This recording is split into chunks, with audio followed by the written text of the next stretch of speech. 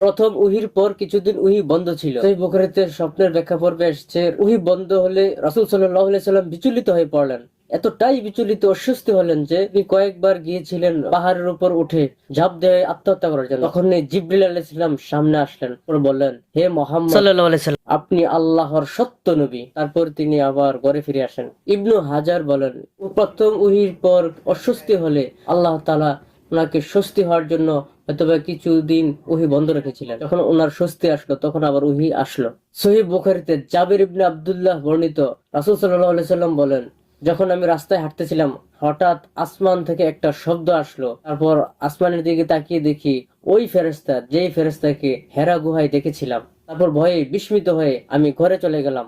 আর আমার স্ত্রীকে বললাম কাপড় দিয়ে আবৃত করতে। তারপর সূরা মুদ্দাসসিরের প্রথম 5টি আয়াত নাজিল হলো। ওহে বস্ত্রাবৃত, উঠো, সতর্ক করো, তোমার প্রতিপালকের শ্রেষ্ঠত্ব ঘোষণা করো, তোমার পোশাক পবিত্র করো, অপবিত্রতা থেকে দূরে থাকো, নিফাকি, কুফুরি, শিরকির সকল ধরনের অপবিত্রতা থেকে দূরে থাকতে বলা হয়েছে। ইবনুল কাইয়ুম বলেন, 7 প্রকার ওহীর প্রকারভেদের কথা।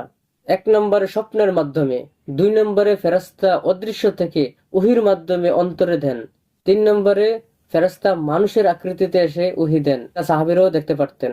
4 নম্বরে ফেরেশতা নিজস্ব আকৃতিতে 2 বার এসেছিলেন, সূরা নাজমে বর্ণনা আছে। 5 নম্বরে মেরাজের রাত্রে আল্লাহ তাআলা সরাসরি রাসূল সাল্লাল্লাহু আলাইহি ওয়াসাল্লামকে ওহী দেন। 6 নম্বরে ফেরেশতা ঘন্টা বাজিয়ে টুন টুন শব্দ করে আসতেন, ওহী দিতেন।